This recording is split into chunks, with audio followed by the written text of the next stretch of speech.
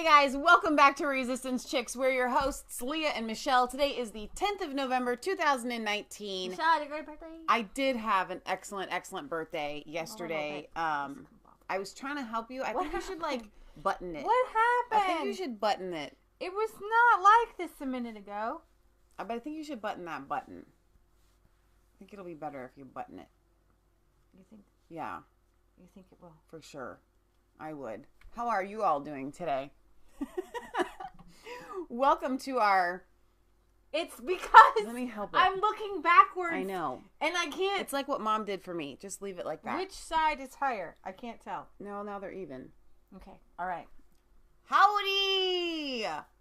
We're glad you're here. We are so You're glad we're here. You are glad we're here. Let's We're make all sure we glad have we're here. volume here. Universally. Group, yeah, together. All right, guys, I got a big show for you. I'm so excited. Lots to talk about. Brexit. Where are we at? I don't know. They've launched their party. The Brexit party has not their party, excuse me. They've launched their general election campaign. They have. And Nigel is campaigning everywhere, making a big to-do about it. And it's really exciting to see the energy amongst all of these people that are going to vote for the Brexit party. And so I think it's going to be a big upheaval come election time on December 12th, which is literally like a month away. It is so close. It is literally a month away. Now, very interesting here because watching the numbers, our heart wants to say Nigel's party, Brexit party. Let's be a little bit realistic, okay? And I'm going to just bring you some facts with some truth and some hope. Why I wanted to title this about Eastern European Christians being the hope for Europe is because they are. And I have a couple videos from Dominic Torczynski. You're going to just love. He is the most vocal politician here in Poland. I love this man. When you guys stick with me for when we get to this part of the segment, because your jaws are going to drop. It's going to be awesome. So you can't wait. Okay, you can't wait. I'm not going there yet because I want everybody to come. I want everybody to be part of this moment of Dominic Torczynski. I love this man, who has actually friended me on Resistance Chicks and has personally messaged me, so I feel a little connection there. He's messaged you several times. A couple times. So, Dominic Torczynski, we'd love to have you on our show. Oh my gosh. Oh my gosh, he holds no bards. We'd probably be taken off of YouTube, but he won't because he's a politician. All right, so Breitbart, conservatives could win 96-seat majority, Labour losing working class to the Brexit party. Get Brexit done, unleash Britain's potential is Boris's lambasting campaign slogan there. The Conservative Party could win a 96-seat majority in the House of Commons in December 12th general election, according to the polling prediction by Electoral Calculus. Poll analysts conducted by Electoral Calculus and reported by the Telegraph. And really, this just goes to show that people don't want Labour anymore. Right. They're just done. So it's a really kind of an interesting turn of events here because Farage, hopefully, is going to knock off a bunch of Labour votes. Mm-hmm. But Labour has no policies, no power, no hope. They're just like the leftists in America. They're just like leftists all over the world. They really have no policies. They've gone to the place where they've taken almost all the money that they can from people. Right. And there's really nothing left. They keep saying, well, we're going to tax billionaires, we're going to tax millionaires. In Europe, they've already taxed millionaires to a point of crippling them. Yeah, I mean, really, the wealth is very stifled.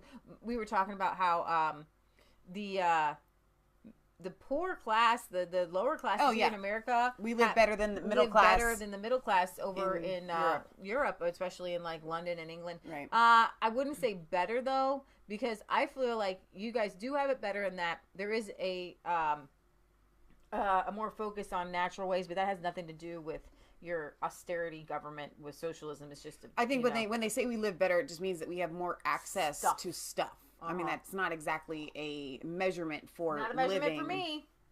All right, so better.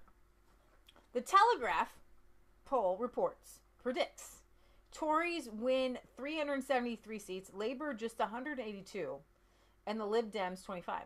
That's what they're predicting. The poll of polls suggests that Prime Minister Boris Johnson could obtain this majority with an even smaller vote share than his predecessor Theresa May did in 2017, which resulted in a hung parliament, because the remainder votes will be more divided amongst the anti-Brexit parties. The separate regional... Now, the anti-Brexit parties have created a pact. A voting pact. And that's pretty intense because Nigel has... and I think the numbers are incredibly high. The number of Brexiteers who want a voting pact.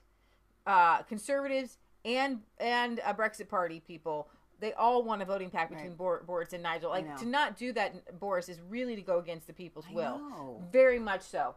Nigel Farage... I think Nigel's forcing his hand. He's going to have to do it. Nigel Farage is walking this tightrope that I would never want to walk. One misstep, and you've got millions of people counting on you to try to right this ship because other people are trying to bring it down, including Boris Johnson. Right. I'm just praying. I'm praying because God... I'll just show you this. Catalonian protests in Spain. The Gilets Jaunes protests in France. The No Farmers, No Food protest in the Netherlands. Brexit. The populist government in Poland and Hungary. The Lega is the biggest party. Greece is going bankrupt. And here is a video of Barcelona here. And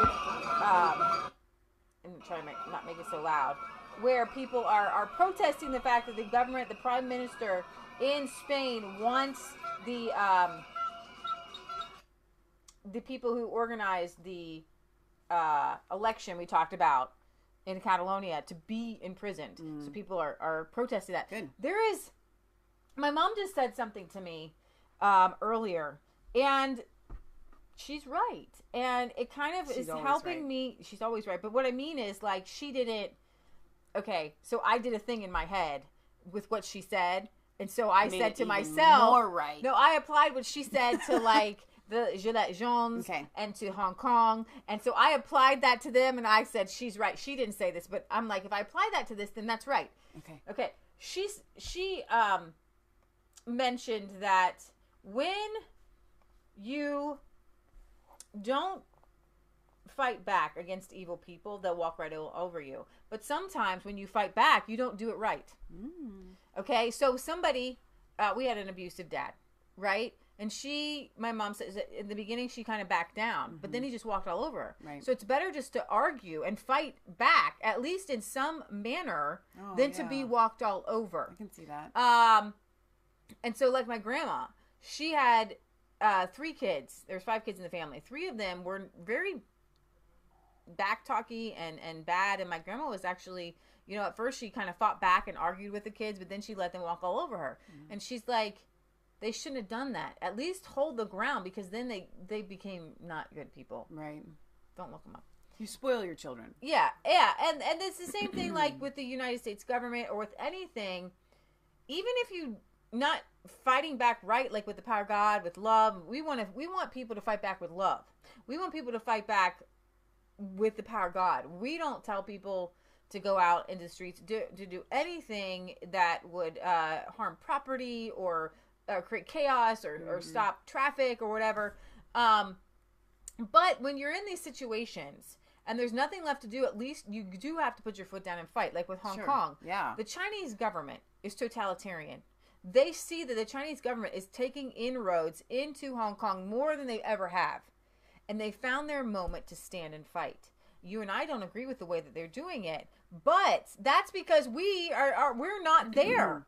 We're in America, and we don't have the communist Chinese government over top of us. Fight for something. If you don't stand for something and fall for anything. I don't know. Okay, but this is what I'm talking. I want to lay a foundation for Christians that read the Bible, where it talks about obeying your governing authorities. And I think a lot of Christians get that whole just sit back and let them do their thing because God's in control of who's in the government. Well, here's the thing. God has given us power as Christians to do the right thing, and what happens is wonder-working power. we as adults have a responsibility to help those that are poor and weak, women and children, people that literally can't help themselves. Take care of fathers, and we do. Well, yeah, but my point is, if let's take abortion.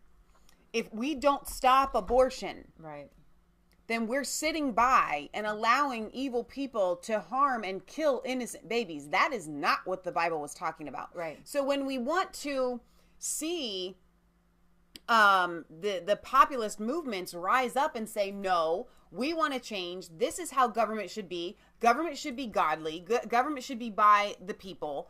And that is a godly movement because you're doing it so that people are protected. You're doing it for the safety of people, for the freedom of people. And that's the difference between a socialist uprising. Right. Because a socialist rising and a communist uprising goes and takes from other people. Right. You know what I mean? And steals. So what I'm coming back to Brexit is that there's a movement all over Europe that, like, labor, what I was getting at with the idea that labor would go down to 182 versus 373. I mean, like, that's like mind-boggling. It is. But it's because there's this shrinking of the message of the socialists. Like, it's literally life for them, for evil, for the virus. I know. Has been sucked out of the room. Do you understand what I'm saying? And I'm gonna play starving a fire of oxygen. Exactly. I'm going to get back over here, but I want to play this because Dr. Steve Turley, if you guys want some happy, God-filled news, watch Dr. Steve Turley. This man he is like a box of chocolate. It's always so good. He's always so positive. Like, you're in the trenches with somebody, you want Steve Turley there. But I want to play here for 5 reasons why the European Union is crumbling before our eyes. Very, very soon. This video is going to make your day. Greetings, everyone. Make sure to smack that bell and subscribe button. You're not going to want to miss a single video where we analyze current events in light of super awesome conservative 5347. Make sure to mention. Okay. You did. All right, here we go. The top 5 reasons why the EU is imploding right before our very eyes. Reason number 1. This is great. The vast majority of Europeans have lost confidence in the EU. According to a recent survey commissioned by the European Council on Foreign Relations, the vast majority of Europeans believe that the EU will be gone within the next 20 years. This includes 66% of Slovakians, 58% of people in France, a clear majority in Germany, Italy, Austria, Poland, the Netherlands. In fact, of the 14 countries polled, only 3 nations, Sweden, Denmark, and Spain, had a minority believing that the EU would implode in the next 2 decades. And that wasn't by much. It was still over 40%, and those 3 nations believed there would be no EU in the relatively near future. 10 years. That's Reason amazing. number 2, Brexit. Now, regardless of what happens over the next few months, many believe that Brexit is the first official domino of the fall that ultimately spells the end of the EU. Again, I agree. A UK was funding it. 7 countries surveyed. The vast majority believe that Brexit will cause other nations to eventually exit as well. We're talking 66% of Danes, 57% of Norwegians believe that the union would disintegrate solely from the Brexit movement itself. Reason number 3, the rise of the nationalist populace, right? We're seeing nationalist populist parties surging almost everywhere in Europe. They're growing, they are not shrinking. We're even seeing brand new parties like Vox in Spain surging in the polls. We're talking throughout. Here's the thing. A lot of people get a little bit disappointed because, like, this Vox party in Spain, like, it's so cool because everybody has the same message. Yep. You know? And it's freedom, and it's not taking other people's stuff. Isn't that fantastic? It is fantastic. Like, the Vox Party, Poland, Hungary, they're not going to take other people's stuff. You know what I mean? All right, so I want to use this analogy here because this made me so happy. Streaky Bacon says, I love Dr. Steve Turley. He's happier than a Happy Meal. So really, these people are going out and handing out Happy Meals, whereas the EU is literally going to children and saying, give me your Happy Meal. Exactly. You don't get to and be no happy. Toy. I'm taking your Happy and Meal. No toy for you. Here's some ghoul. Exactly. You know? And so that's I love that analogy of him being happier than And so sometimes we see, like, a little disappointment because remember we were in 2017 and we were on a roll and it was going to be Geert Wilders and Marine Le Pen and blah, blah, blah, the AfD in Germany. Well, guess what, guys? You have to have the power of the Holy Spirit. You have to have Jesus Christ. And so we want to encourage that. Christianity, and you do see that these parties are all Christian based, or mostly Christian based, right? And the more they are, and what I wanted to really hit on today is that Marine Le Pen's Christianity is Catholicism. So this is a movement where we have an umbrella of Christians coming together, and you don't need to put aside your doctrinal values to just say, you know what, whoever calls upon the name of the Lord Jesus Christ. We're all under the same umbrella. I can't show that it's an umbrella. There we go. This is from our lighting. And so this umbrella keeps the evil demons away. It's also so let's all get under the same umbrella here. And then you don't have to go to their church. You don't have to believe in all their doctrinal stuff, right? But we all call upon the name of the Lord. And in doing so, like what they're doing in Poland, what they're doing in Hungary, Poland, Jesus is king. Right. And they're 90% Catholic now. We're friends with the Protestant, small Protestant group in Poland, and they fight people doctrinally within their, right. And a lot of them lean, and here's the thing, not all the Catholics are great. I mean, there are Catholic communists, the Jesuits, so we call them out. There's like 200 denominations of Catholicism. And you've got Catholic priests over here molesting people, but the Catholic people who literally just wake up every day and say, Hail Mary, Mother of Grace, lead me to Jesus, or Our Father, lead me to Jesus, lead me to be good, help me to be kind, help me to give to people. That's good. Right. So, but socialists take to redistribute, and then they say, well, we're God. Yeah. Right? So we see the same thing happening all over the world. And so my point is that when you see a lot of great uprisings, like a Marine Le Pen, that then she doesn't win, then you get discouraged. Or you see Salvini calling for calling for an election, and it doesn't happen, and he gets booted out.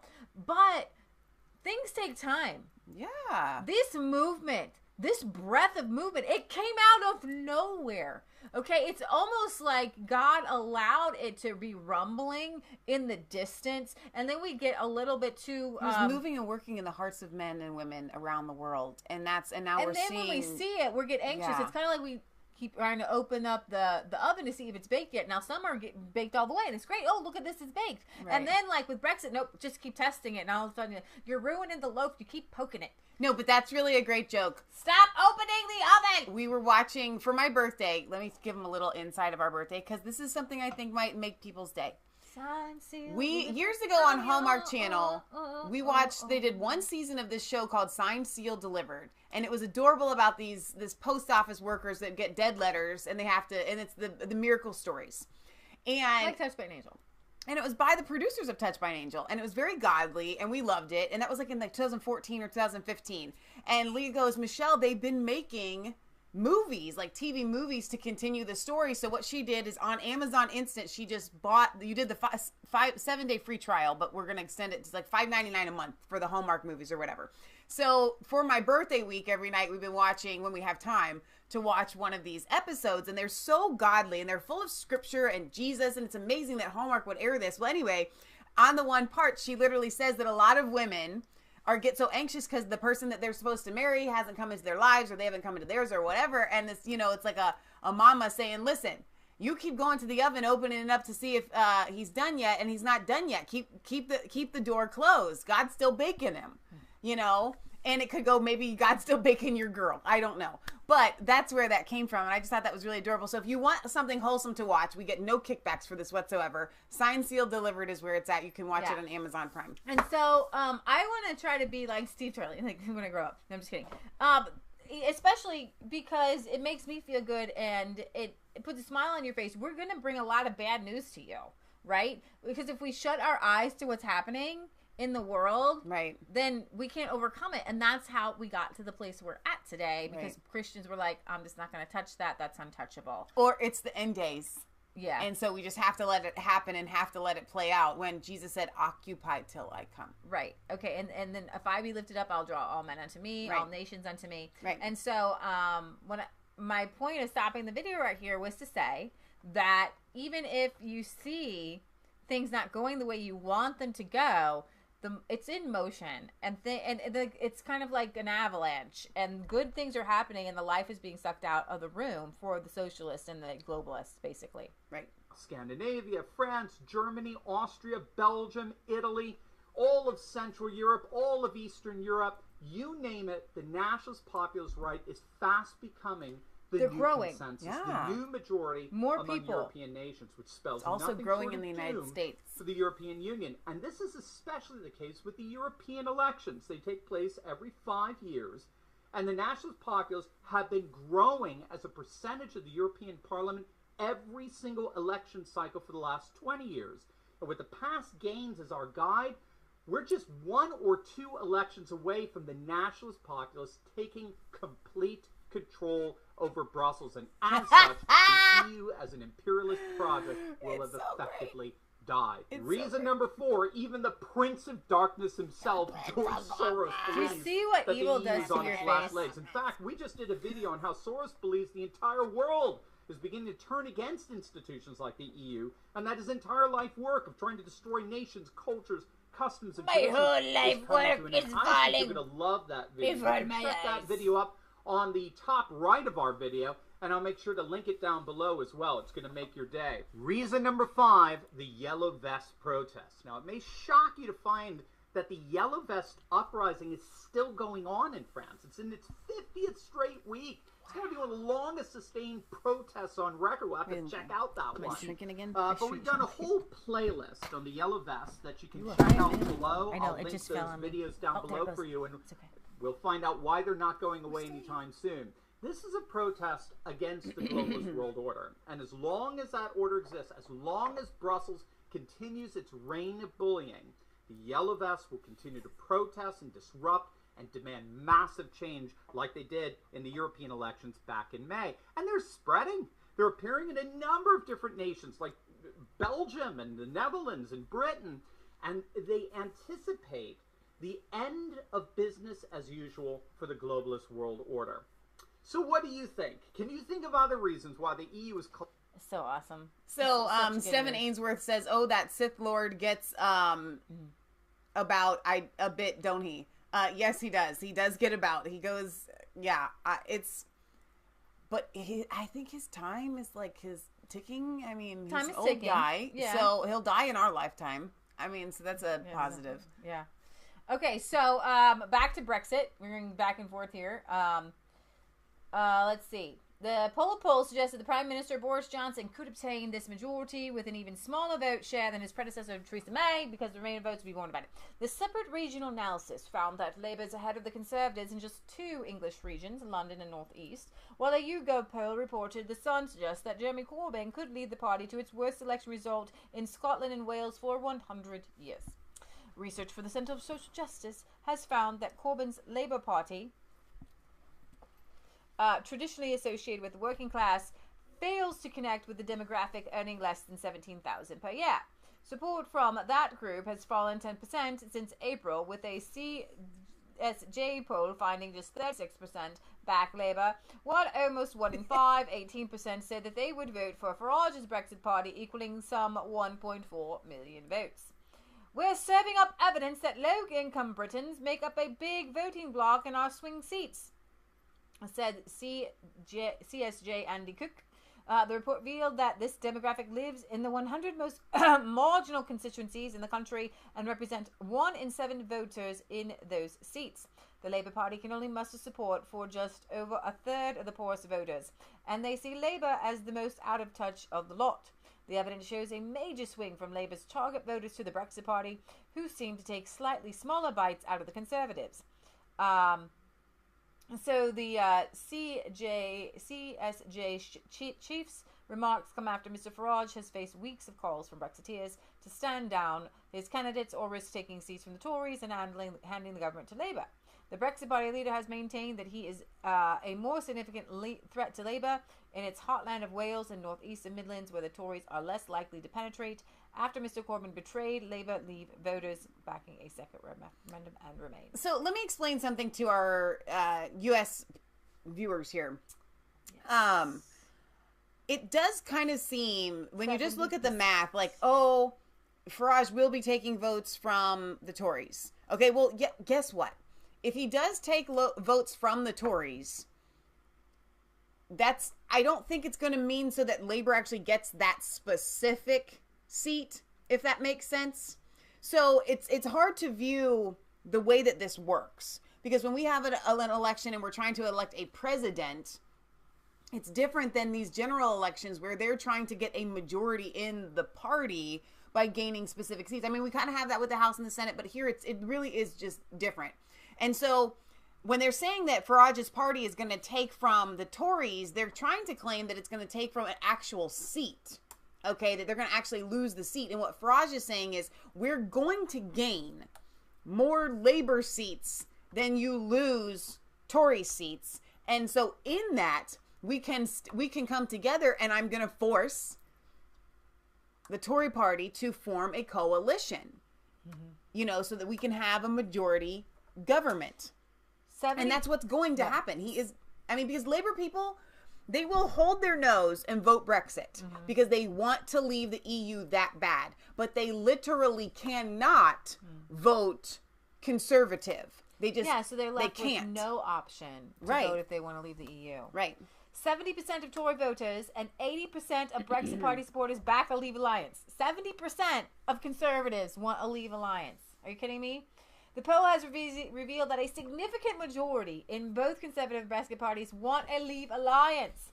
A poll by YouGov released on Thursday revealed that 70% of Conservative voters and 81% of those who back Nigel Farage's Brexit party support the two parties agreeing on a pact for the December 12th election. Just 8 and 6% respectively are opposed. Just nobody.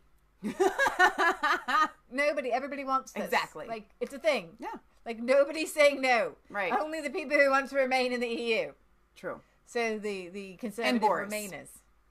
Right? And Boris. Such a pact would involve each party standing down and endorsing the other in specific seats in order to avoid splitting the Brexit vote and handing constituencies to Remain backing candidates. Do you know what this could do for Britain if this was a pact? Like, you would dominate. Like, Boris would be the most dominant prime minister in the history of Great Britain. I know. They would smash the UK. In the UK, is that Great Britain? Well, we can't because Great Britain doesn't actually include Wales and Northern Ireland. Like, there's England, there's Wales, there's Northern Ireland. Oh my! I don't know which. I think Great Britain includes Wales. It doesn't include Northern Ireland, so it's all very confusing. Okay, such a package. So you have to say the UK. It's so unfortunate. The poll was conducted after Mr. Farage said that he would contest every seat, and I'm just, I don't see why this wouldn't. I don't see why they wouldn't do this. In the case of a post-election coalition, should there be a hung parliament without one party having an overall majority, Tories were most happy with the prospect of partnering in the government with the Brexit Party. Go figure. Than anybody else. Campaigning in South Wales on Friday, Mr. Farage says that he would try for a few more days to agree on a pact with Johnson's Conservatives. I'm going to go on trying for a few more days and make the point that in Tyrfan and in other constituencies here in South Wales, the Conservatives haven't won for 100 years. I bet it's pronounced Torfane. Okay. And they're not going to win here on December 12th, and there's no chance of them winning. So I would make this urgent plea to Boris Johnson and others: don't split the Brexit Party vote here in South Wales. We are the challengers here in South Wales, and you're not in the field.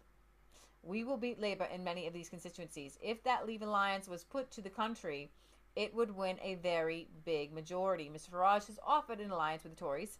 Still, Number 10 brutally rebuffed him, with a spokesman calling the veteran Leave campaigner not a fit and proper person to be allowed near government, although he has insisted he's not even seeking a government seat. Oh, just hold your nose, Boris. Hold your nose. You're doing a lot of that over there. Farage is also 10 days to seal a deal. Farage calls on Boris to drop treaty clauses that trap UK in the EU. Brexit Party leader Nigel Farage has said that he hopes Boris Johnson changes his mind on forming a Leave Alliance and called on the Prime Minister to drop 2 aspects of the EU-approved withdrawal treaty that could lock the United Kingdom in the EU post-Brexit. Mr. Farage has said that he will keep the offer for a Leave Alliance open for 10 days before going ahead with his plan to field candidates in all seats across Great Britain. There is still a chance of a Leave Alliance that can be put together. There are still 10 days for Boris Johnson to change the tack, and I hope he does. The Conservatives have continued to rebuff Mr. Farage's offer of an alliance where parties would strategically only run one candidate in certain seats and not split the Brexit vote. The Brexit Party leader has recently sought a compromise on his commitment to a clean deal Brexit if the Prime Minister pursues a genuine free trade agreement with the EU. The Brexit Party leader is also reportedly holding unofficial discussions with Brexiteer Tory MPs for pacts at the local level, where Mr Farage would stand down his candidates in exchange for the individual Conservatives pledging not to back Boris's deal. Watching that feather dance as you move your head back and forth, like, it's really great. Speaking to BBC Radio 4's Today program on Thursday, Mr Farage laid out 2 new conditions for a party pact, urging the Prime Minister to back a hard deadline for the extension period and dropping any prospect of so-called regulatory alignment with the EU post-Brexit. He says, we will be passing a treaty that makes it very clear in Article 184 that we will be bound by the terms of the political declaration. And what I am saying is this. Boris Johnson needs to make it clear that he will fundamentally change the political declaration in 2 ways. First, get rid of the clause that allows an extension to go on until 2022. Yes. We need to have the clause in the political declaration removed so we can have a hard deadline. Stop it. The second point is we simply cannot, absolutely cannot bind ourselves to a trade deal that gives us regulatory alignment with the EU that will prevent us from doing any trade deals with the rest of the world. That's a no-brainer. So, what is Nigel doing? Right now, he is going, his mission is to go about and to tell everybody, disseminate what is actually in this Theresa May reheated deal so that they know exactly what they would be voting for if they voted. From my perspective, the really important democracy. For Boris Johnson and his deal. He will infuse many more people. Are you done? No, go ahead. Okay. Come out of the cupboard and say that they are Brexit supporters and get the message out so that we can be really ready. Keeps dropping. It's okay. No, we're still even. Oh, I think we stopped up because you made him big. For a general election. No one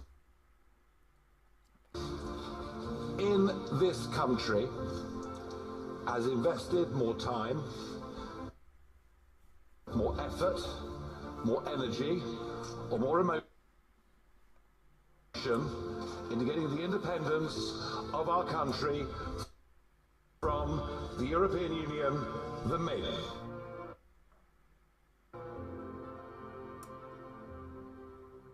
Is that it? Yeah. For me, Nigel.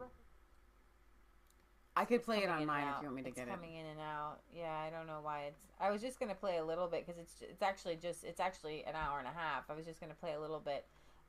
Let's go. Let's see if you might bring it up if this doesn't play. His episode 3. Volume. South Wales. I've been to Pontypool and done a candidate launch there. I've been to Evervale, out meeting shoppers and shopkeepers.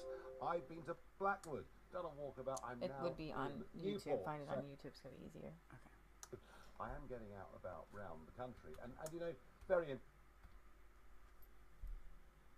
We launched the Brexit Party, and within a couple of weeks,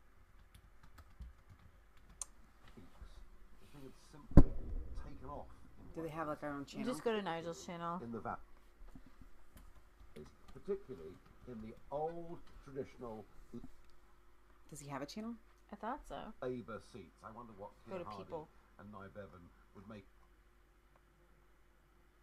of it today. Although, of course, they both would be leavers because they actually were very patriotic and believed in the country. Why aren't we subscribed? I don't know. In our Maybe it's not his channel. Oh, because I'm not logged in. That's probably why. Not just by what happened to us in the European elections here, where we topped the poll. I'm also very struck at just how remote the London Labour Party is from its real that on the road. Newport's, that's the one. I really like this high-waisted short. I bought it for a wedding, and now I use it. Is more about Islington than it is. Right, okay, play at about 1:15. That's good. Oh, there's no earbuds there upstairs. They're right here. Okay. Well, there's another pair upstairs. I know.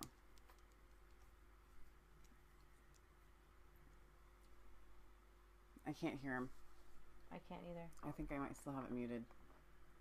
I do. All being represented by Remainer MPs and a Labour Party who were fighting this election saying you must have a second referendum because you didn't know what you were voting for. You weren't really clever enough, were you, to make the right decision. And a second referendum in which the choice is going to be Remain versus a form of Remain. So I have to say there's considerable anger here in the Labour valleys. Now, in the old days, they literally used to weigh the vote for Labour in these constituencies. But I want to make this point. You've been hearing stories that I might split the vote. Well, let me put this back to Boris. If you put up Conservative candidates in constituencies here that since 1918 have returned Labour MPs every single time, you in effect will split our vote because we are the challenger against these Labour candidates. So this whole argument about splitting the vote actually cuts both ways. Right. Corbyn himself, I have to say, is very unpopular here because actually what you find here is people are very patriotic, believers in Wales, believers in being part of the United Kingdom. Patriotic old Labour does not like Jeremy Corbyn one little bit. So that's been my day here, and we've got an event starting in about an hour's time here in Newport, and I'm going to come back to South Wales more than once over the course of the next few weeks. What else has been going on? Well, Boris Johnson yesterday was in Northern Ireland, and I don't think he thought that he was being videoed, but he was. And he told the business group two things. Firstly, he repeated the nonsense that given his deal, that exporters from Northern Ireland will be able to sell their goods into the UK without any red tape. Not true. Stephen Barclay confirmed they would have to sign export declaration forms because we physically put a border down the Irish Sea. Extraordinary in itself. But this afternoon, Michael Gove had to confirm that the Prime Minister got it wrong last night and that there would be some red tape for Northern Ireland selling into the rest of the United Kingdom. He also told these business people, well, you should be very happy. You've got free movement of people. You'll stay part of the customs union and part of single market rules, as if somehow that was a benefit. This from the Prime Minister, who apparently, supposedly... Bring up the chat there. I just want to read the comment. Labour has always voted Labour despite keeping them in poverty. So I wanted to kind of give you... Is pushing Brexit. And when I see what Boris had to say last night, and when I think about the answer he gave to Owen Paterson, when Paterson said, do we get back control of our fisheries? He said, yes, 100%. I was struck. He clearly hadn't read Clause 72 of the political declaration as part of his own withdrawal agreement. So my conclusion to all of this is, Boris, it would be quite wrong for you to win a general election to give us a Boris Brexit if first the country didn't know what was actually in it. We do need to debate this. And all the while he's going around factories being photographed, drinking whiskey or, examining textile wear. He's not actually taking any questions, any real questions from members of the public. There's no real debate. And I challenge you, Boris, come on, let's have a debate. Let's talk about what you call your Great New Deal and what I call Theresa May's bad old treaty.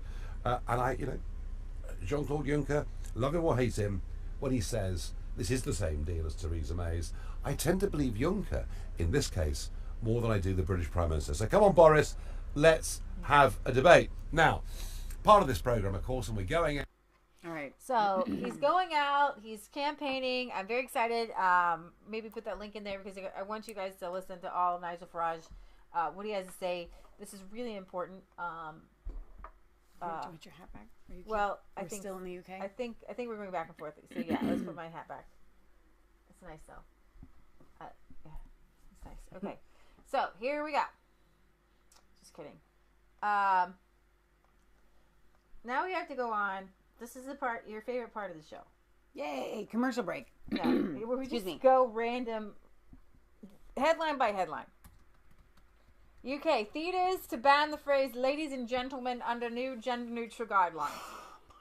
Under new gender-neutral guidelines, theatre audiences in the UK will be liberated from utterly oppressive phrases like "ladies and gentlemen. I kind of want it. At the same time, Equity, a trade union for actors, has strongly advised against any appearance-based compliments directed at performers.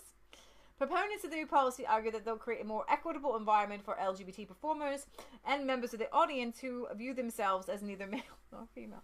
The LGBT activists contend that phrases like "ladies and gentlemen" have been used at the theater for decades. Apparently oppressive and exclude individuals like singer Sam Smith, who identifies as non-binary. The Actors Union is urging all theatres operating through the UK to introduce and uphold gender-neutral terminology for collective calls, both front of house and backstage. Additionally, Equity's set of new guidelines also advises against compliments, performance on appearance, clothing, voice quality, identity, or being brave. Don't say anything to anyone. Just nothing. Bland and nothing. So say nothing at all. The National Theatre in London has fallen into line, saying that although it was still using the phrase "ladies and gentlemen," some announcements that it would make it a priority to phase these phrases out. The Royal Shakespeare Company has also followed suit, sacrilegious for a man who used verbiage and words like none other. Ladies and gentlemen, I do believe even Shakespeare himself is rolling over in the grave. Announcing it would strive to create environments which welcome and support trans people and people who identify their fluid as gender. Gender is fluid, whatever. Fluid is gender. Okay, P is the fluid gender. Wow. Okay, responding to the new gender-neutral guidelines, Nika Burns, the co-owner of Nimax Theatre, says coming to the theatre is a shared and communal experience in one single auditorium, and we want to please our audience and give them a great evening. We wouldn't want to have anyone feel offended or annoyed, ladies and gentlemen. I'm offended if what are they gonna say? People and all the humans, and then we talked about that. What if you're offended to be a human? Yeah, because yesterday some lady that was greeting us at Maia, which is our local superstore, she said something, like we were leaving, she said people or something, and we were kind of like, wait a minute, but what if I don't identify as a people? You know, what if I identify as Mr. Broccoli? I'm just saying. So we're going to France here for a quick moment. In France, a cathedral is attacked. The statue of a saint is beheaded and treasure stolen. Now, from what we hear from French authorities, it's always about the treasure. But if they behead the saints, isn't that like a thing? Like, they're obviously...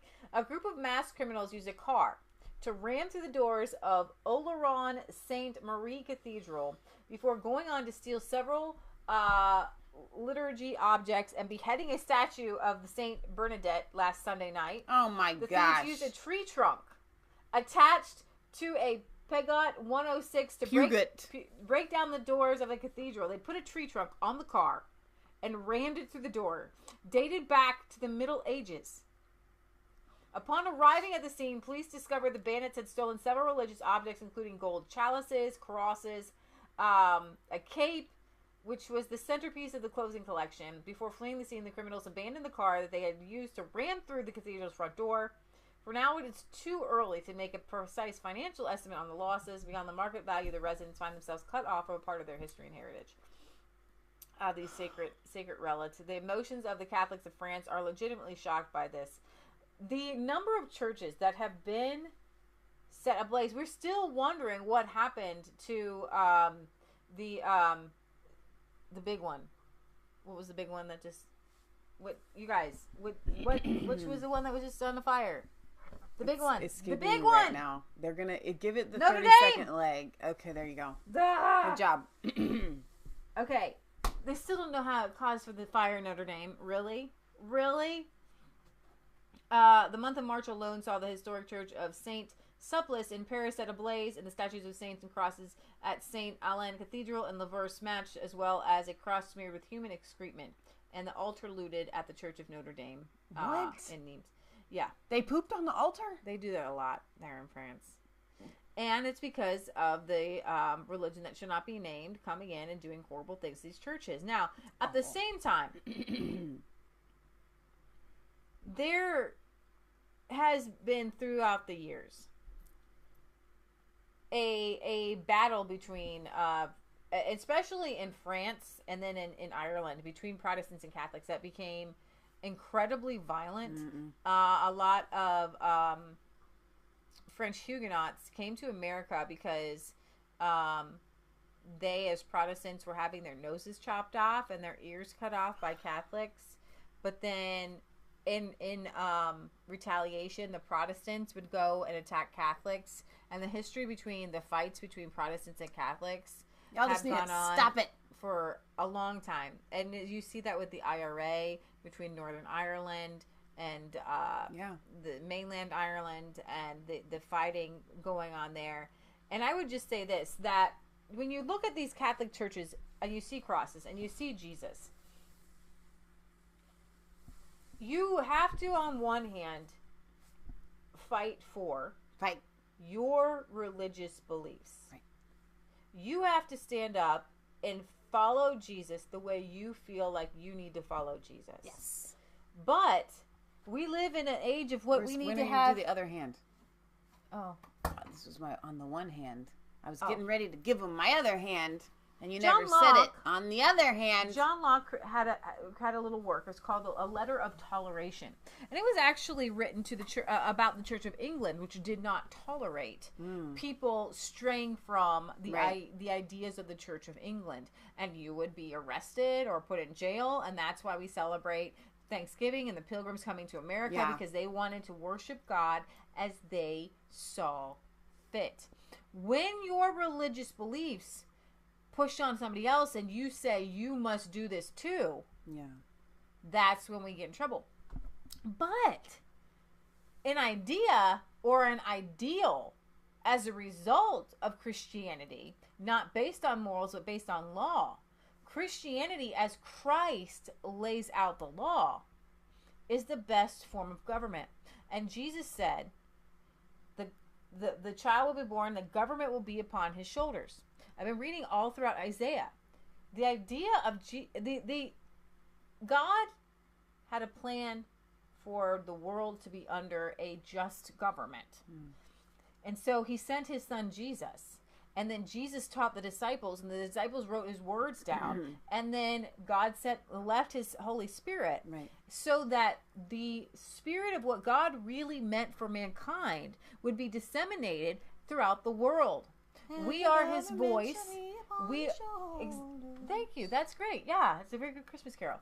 And the government will be upon his shoulders. Jesus said, my kingdom is not of this world. However, if I be lifted up, I said, shall draw all men unto me. And nations will come to me. And kings will come to me. And princes will come to me. And all nations will bow to Kanye West will come to me. So when you have nations that bow to Jesus, not to Mary, not to the saints, not to the church. However, you can bow to Mary. You can bow to the saints. I'm not here to tell you what to do. But as a nation and as a people, if you don't have Jesus, then you don't have anything. You can have Jesus with Mary and the saints, but you can't have Mary and the saints without Jesus. So, or as Mary and the saints above Jesus. Yeah. But a lot of people like to have Mary without Jesus. So he's like, you can't. It's like a bun with no meat, lettuce, and tomato. It's actually even worse than that. But my point is that if people... Any nation, like Poland, 90% Christian, they lifted up a banner and they called Jesus King of Poland. Right. They didn't say Mary Queen of Poland. Right. Because there's no power behind that. There's power behind Jesus is King of Poland. And when you see a cross, when you hear the name of Jesus, anybody who calls the name of Jesus, Jesus said, if they're not against us, then they're for us. Let them keep preaching. Right. Okay. So I'm going to pull up this this big giant statue of Jesus as king in Poland. It's really quite incredible to see that they have, this is how much they believe in it, that they erected a giant Jesus with a crown, a crown. I'm wearing kind of a little tiara today. It's like a birthday thing. Right. But to see that, it's really amazing to me. I mean, look at this giant head, like right here, in the upper right-hand corner. I mean, it's so huge. So we're not looking at a big thing of Mary up there. It's literally Jesus with his arms open, and everybody has to see it. And I think that it's rather stunning, and it says so a lot. This majority Polish country, majority, in this Polish country that's majority Christian, you have this politician. Dominic Turczynski. Yeah, I think we've all learned how to say his name. He went viral this week by being interviewed by Al Jazeera. Now, I guess I'll get to my commentary after you listen to him. Okay. After the Charlie Hebdo attacks, you had the King of Jordan, the Prime Minister of Turkey, the Foreign Minister of Egypt, the President of the Palestinian Authority, numerous leaders from the Muslim-majority world literally marched through the streets of Paris in solidarity with the non-Muslim victims of those attacks. I don't remember seeing you or any other member of the Polish government marching in Christchurch, New Zealand, in solidarity with the Muslim victims of that attack. I don't remember seeing you marching in Christchurch. All this solidarity, candles, and all this painting on the floor, it's a joke. But where was yours? Where was your march? I don't remember seeing your march in New Zealand. Dominic, I don't remember seeing you and the Polish government marching in New Zealand. Answer that. Why didn't you do what Muslim leaders did? Because and we march behave differently. in Christchurch. No, we don't need marches. We have our borders, which are safe. That's got nothing to do with the question. A Christian far-right nationalist carried out an attack in New Zealand. If you're saying Muslims should condemn a Muslim attack, which they did... He's not a Christian, by the way. Why didn't you go to New Zealand and condemn that attack? Why didn't you march like Muslim leaders did in Paris? Why didn't you march in Christchurch? Because basically you're saying this guy was one of you. And he's like, but he's saying that it wasn't one of me. Right. But the Charlie Hebdo attack was Muslims. Right. Don't put me in that boat. I don't need to march with everybody whenever something bad happens. Right. That these Muslims, these preachers, these imams are so peaceful. Let them go to Saudi Arabia. Let them go to Qatar. If you want to be a refugee, you have to flee to the first safe country, neighbor country. Then you have to apply. You have to prove who you are. And now we are having people in Europe, Poland is not a neighbor of Syria, without documents or with 5 passports, the same picture and different names. That's just a fact from our interior ministers. So it's all about safety. You are trying to put the whole subject in a box of Islamophobia. Even if no believer will gonna come, or Buddhist, we will not let him in if he's illegal. That's it. Let me go. There's more. My stomach just gurgled. I'm sorry. There's more. I'm hungry. Okay. The bill. It's everybody really went out to dinner. Everybody ate. But at the end, they're eating. At the end, hold on. At the end, Poland said, okay, at the end, Poland said, oh no, I'm not paying because I took my other friend out for lunch earlier and I paid. I brought in Ukrainian migrants. I brought in 2 million. So I don't want to be a part of this burden. Why do you guys stay a part of this club if you so fundamentally disagree with the Germans and the others on absolutely everything? Why do you bother? Because Germany and Russians, they want to drink Dom Perignon, and they want us to drink water. That is the difference. So if they want us to have a lunch together and split the bill, they have to eat the same thing and they drink the same thing. The club means that we are equal. We have the same rights and the same duties. But it doesn't work this way. Germany asked for a deal with Russians. I'm talking about Nord Stream 2. French, they are selling Mistrals to Russia. They are making a business. They don't care about our safety. And then they want us to pay the bill. It doesn't work this way. It's not going to work this way. We will never agree for the deals with the Russians and not saying anything. Right. So if they want solidarity, if they want to have this club with us as a partners, they have to behave like a partners. Mistrals from France and Nord Stream 2 are the symbols. Obviously, there is much more to be given as an example. So, first of all, it's not us who started this madness. It's Germany who started. Right. Angela Merkel was looking for cheap labor, so she found out that they want to work, that they want to contribute to this society by their taxes. They don't want to learn language. And then she decided, okay, so let's spread them around. Let's say that this is our responsibility, not mine. And then we're going to get rid of this problem. No.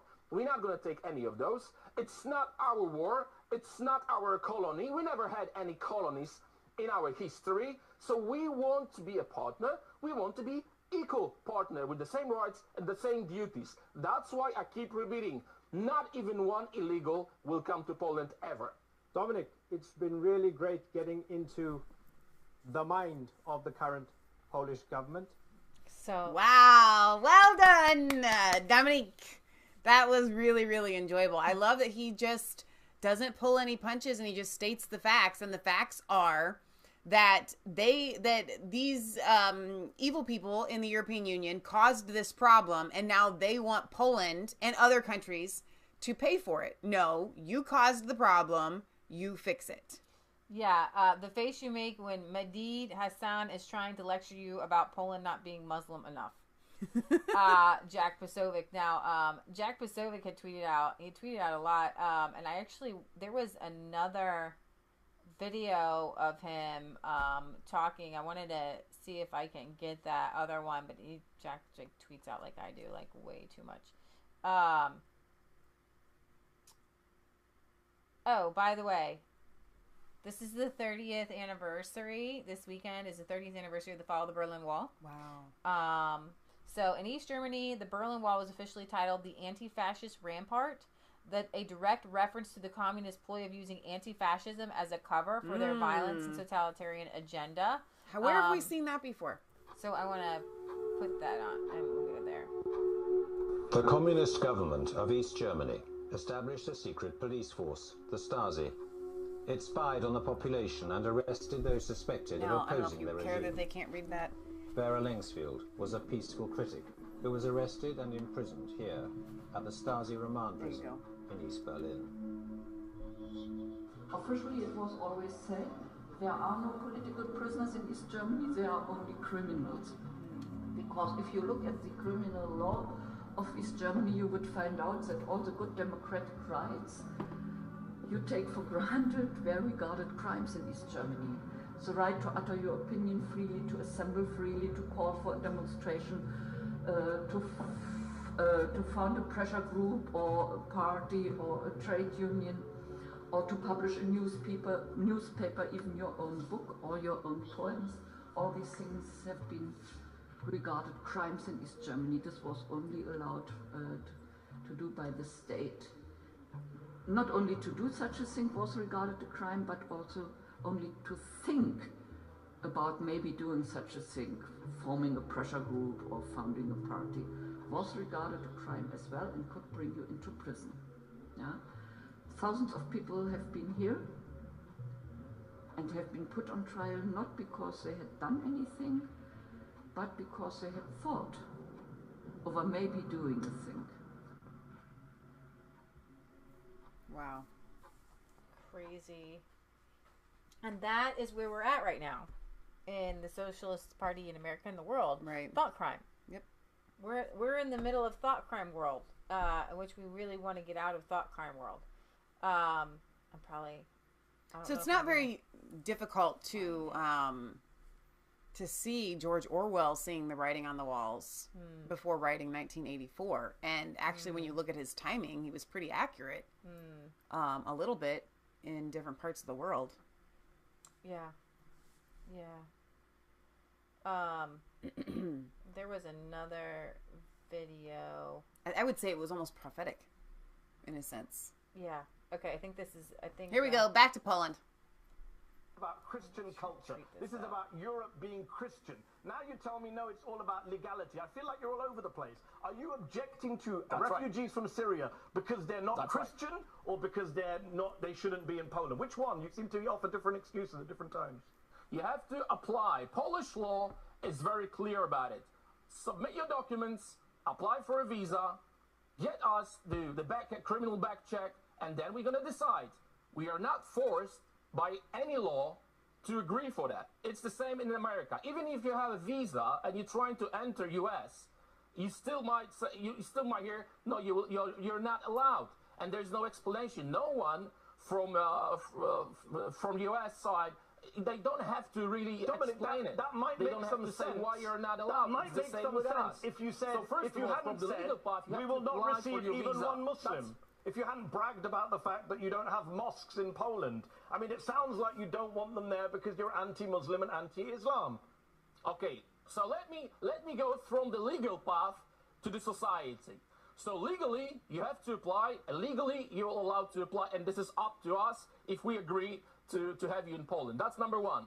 Then our society, our structure. I keep repeating that in many mosques, we can hear about hijra. For us, homogenic society, Christian society is a value. For me, multicultural society, it's not a value. I used to live in London. I used to live there for 5 years. I used to work in US, and I see the fruits of multiculturalism. For me, it's not a virtue. For me, it's not a value. So we have a right to think about our future in a way we want to.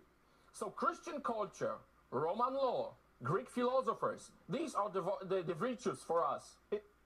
Wow. These are the virtues for us. And so he's saying, and one commenter actually said perfect. We are not anti-Muslim. We are anti-Christian. If you are anti-Christian, you don't get to come into our country. Exactly. We are not anti-Muslim. We're anti-Christian. If you're against me, why do you get to come into my country? You don't. I love this man. He is the backbone. And why is he like this? Because he is filled with righteousness and with the power of God.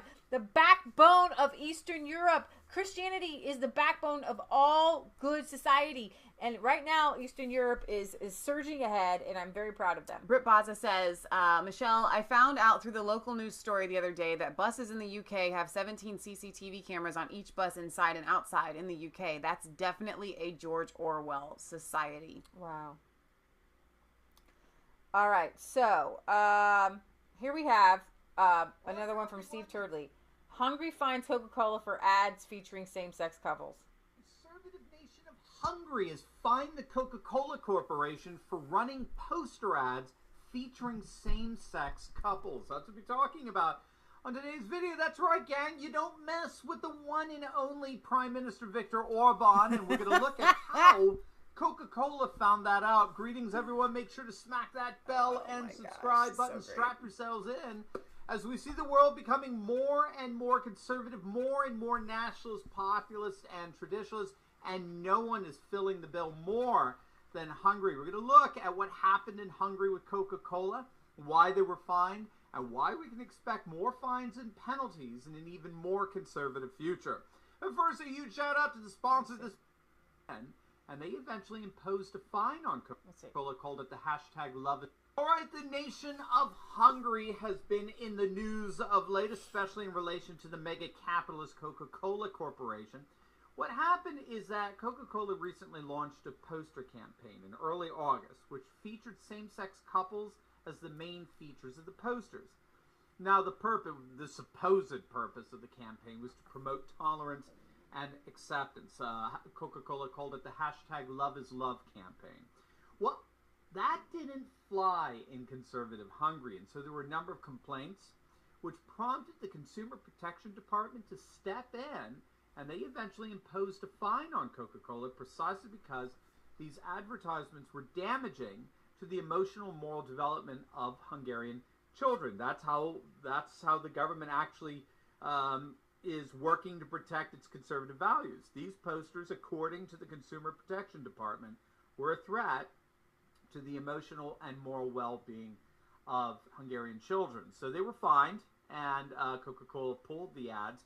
They replaced them with some nebulous posters of bottles with rainbow patterns, so a bit more of a subtle message, nowhere near as overt or aggressive. I looked at some of these ads. They were pretty risque. They featured same-sex couples kissing each other while holding a bottle of Coke. I guess Coke makes you frisky. I don't know.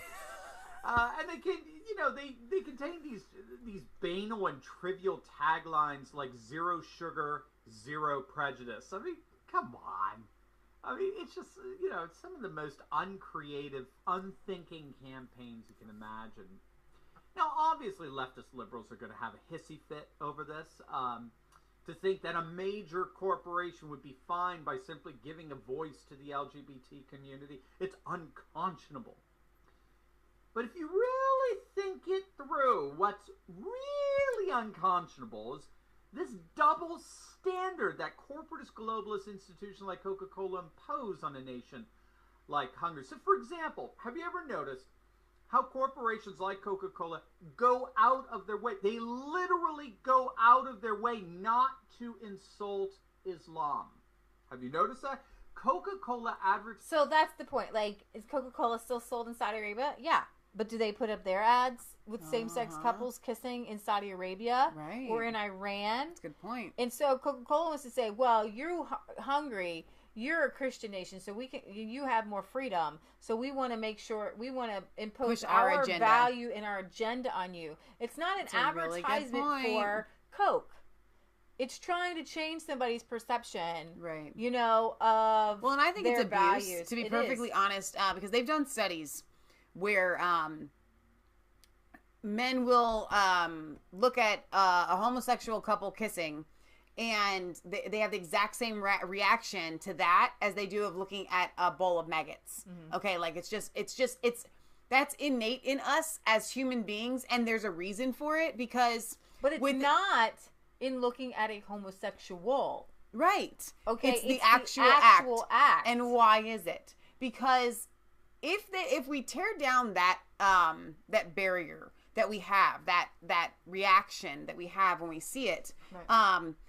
Our society dies off. It's self-preservation, because homosexuality leads to no more children. Mm-hmm. And so that's why it's a natural thing within us to shun it, to not want to have that, to go, that's wrong, because it's the unnatural way. And if we go your way, if we all do that, then we will cease to exist.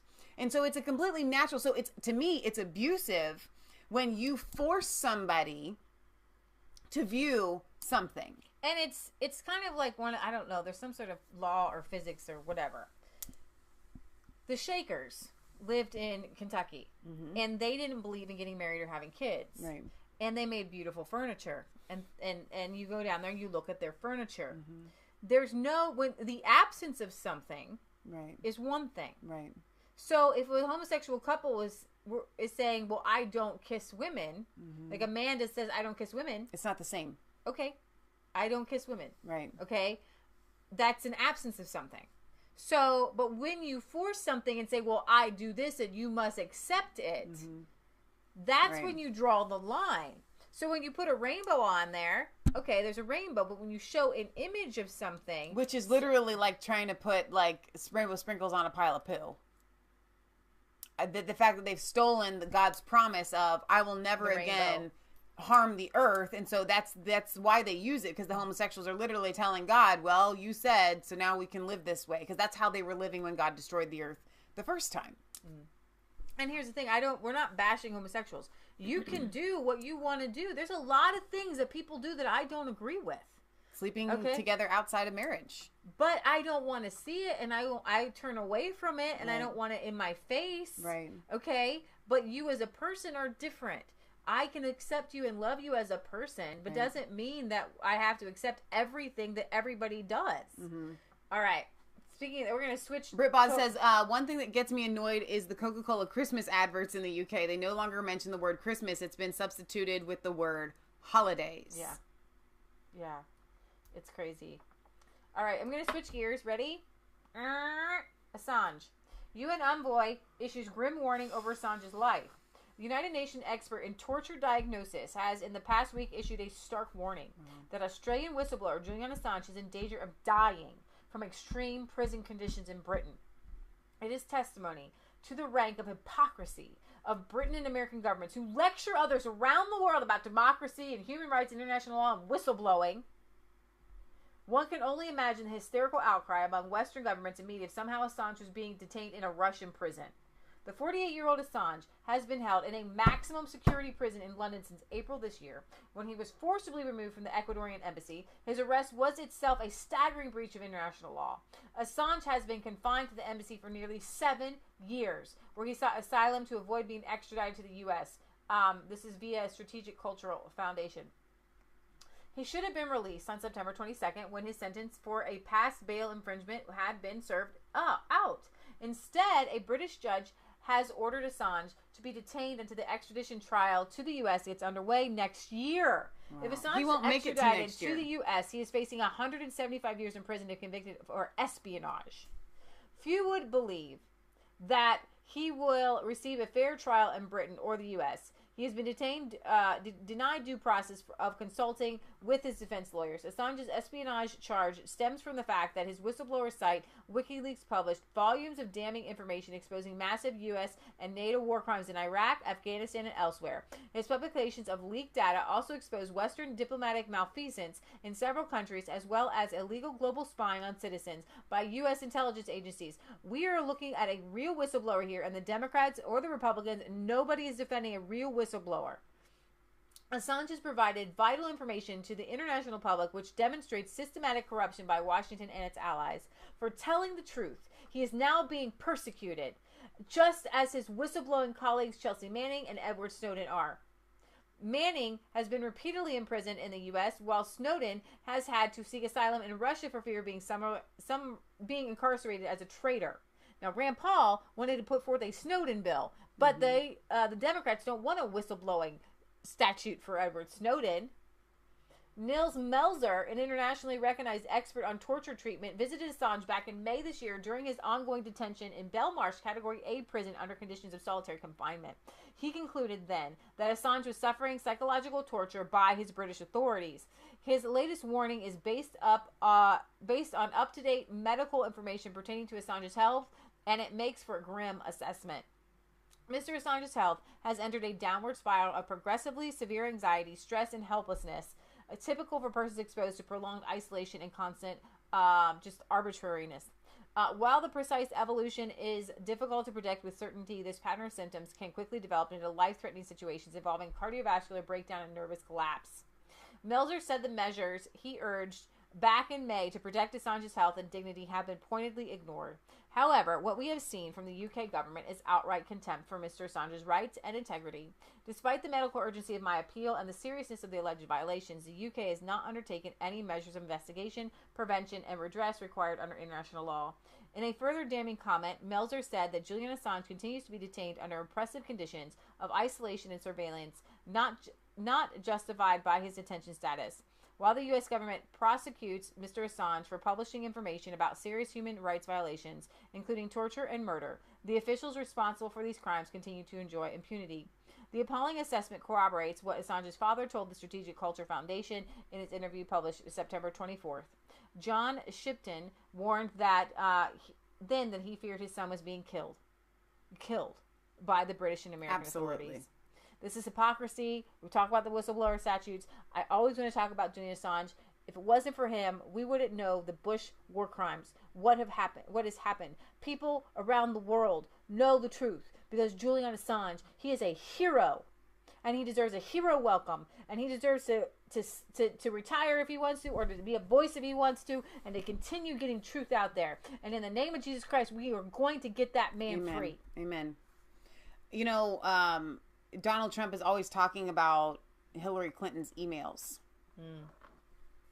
Would he be talking about them if it weren't for Julian Assange? No. And so I kind of feel like Donald Trump owes it to Julian Assange to step in and do something. I know. He owes it to him. He wouldn't have the presidency if it weren't for Julian Assange. I know. It's that simple. I know. Commercial break. Jihadi bride gets 150 hours community service for possessing weapons in a terrorist context. Whoa. The ex-wife of jihadist Hakim Ben Lagaham has been sentenced to just 150 hours of community service after being arrested for possession of weapons in a terrorist context. Y'all wanted to do something bad to people and they want you to go pick up trash? That's going to change your mind? Is that...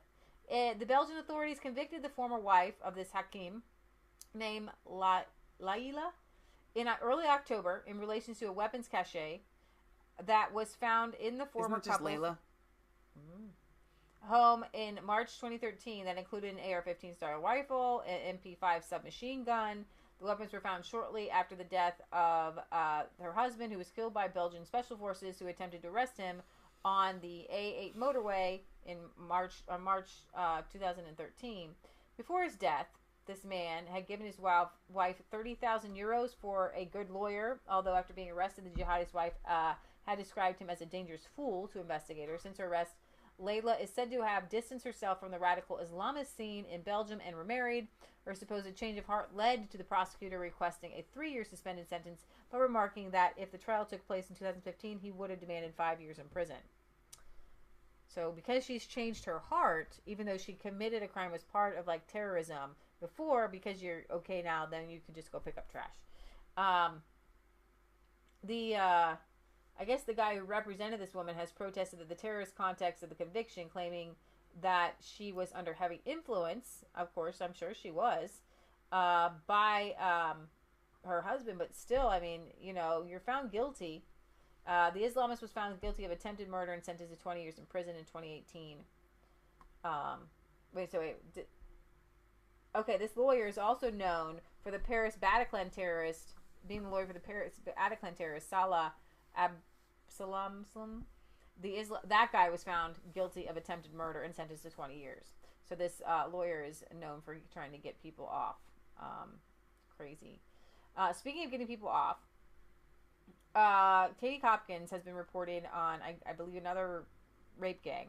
And she is now threatened with contempt in court for posting information in the public domain about a majority Muslim grooming gangs. Is this not going on behind the Tommy scenes all over again in my world? Police officers were dispatched to an address Tommy all over again from West Yorkshire. My crime, as they see it, was reporting on the majority Pakistani Muslim grooming gang who have just appeared in Leeds Crown Court. Can we listen to Katie? Information that was already in the public domain. I reported information that had already been produced and reproduced by a major national newspaper together with names and photographs, and I posted information without personal comment. However, I was told that if I did not remove the information that I had posted, that I would be referred, and a failure to comply with their demands would mean I would be referred to the Attorney General under Section 4 of the Contempt of Court Act. And of course, the gentleman behind all of this, and West Yorkshire Police, coming to an address they believed to be mine, was Judge Marson. Now, you remember his name, perhaps. He's the same judge that threw Tommy Robinson in prison for contempt of court without due process, something that was overturned on appeal. So it's that same judge that then sent police officers from West Yorkshire Police to come to an address they believed to be mine, to try to intimidate me and to force me to remove the post that I had made reporting information already in the public domain. Those men in court have now been found guilty of the sexual assault and abuse of our young white girls. 6 of them were jailed, and actually, as it turns out, one of those men has absconded. He has 8 years in jail. He is not in jail because he's absconded to Pakistan. And I suppose there is the madness of my country right now, where our young white girls are being raped, where the men who are doing the rapes are able to escape without going to jail, and yet I'm the one with police officers showing up threatening me with contempt of court from a judge who already threw someone in jail without following due process. That's the state of Britain, y'all. It's sad. It really is sad. I'm curious if she took the post down or not. I'm sure she did. I mean, I would definitely. It's not worth it. I'll still fight you and I'll still do, but I'm not gonna like lay my life on the line for that specific. I'll just expose that you're doing it, you know? Yeah. So we have this out just 2 days ago. 5 men appeared before Nottingham Magistrates Court on 36 charges related to so-called child grooming. The alleged offenses relate to 2 girls aged under 16 and 1 aged under 80, whose identities are protected for their life. They are said to have been committed between 2017 and 2019, so still ongoing ever since, you know, like it came out a lot in 2016 and 2017, but right. This is ongoing. It's still happening. According to the local report by the Nottinghamshire Live and the BBC report filed in the Nottingham subsection of the England subsection of the publicly funded media outlet UK News coverage. These men are 20, 25, 29, 24, 26.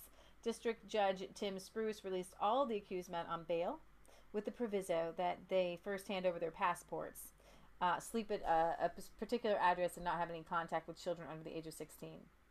You now you know the charges you face individually. Some of those charges can only be dealt with the Crown Court, and I won't read them. But these are child grooming, raping, sexual nature, photographs. It's awful, and it is Muslim, Pakistani grooming gang still going on right in the UK. And you have to be able to talk about Brexit. Hang on, but you have to be able to talk about it because they'll tell you can just say that they're just bad people doing this. Well, no, because these bad things wouldn't be happening if the people from these places weren't there. I know. So you have to be able to put that in context. And we've said this before on the show, but they took guns away from people because a few people shot people. Do you remember the show called The Profiler? Yeah. Do you know why? Did I mess something up? No, you're on the... Up, lift up. There we go. It's because you have to profile things. They have to get rid of Sherlock Holmes. Yeah. All crime solving, especially when you see a repeated thing that keeps happening, is a matter of looking at all the common denominators. Right. Or denominations. Denominators. So I don't understand how an everyday person can look at this and go, well, no, they're probably right. You shouldn't judge. You know, it's as plain as the nose on your face that you have to be able to profile this situation and say, we have this influx of, you know, whatever. It's kind of like, here's how it is. Like, we have these ash trees, and we have these vine borer ash bugs that are destroying all of our ash trees. And what they want to do is say bugs are destroying the trees. Well, no, it's a specific bug. Well, you can't say it's a specific bug because then you're just judging all of those bugs. Okay? No, it's a specific bug that is going after specific trees. We have specific people from Pakistan that are going after specific young ladies. It's that simple. And the fact that they don't want to say that proves conspiracy. Right.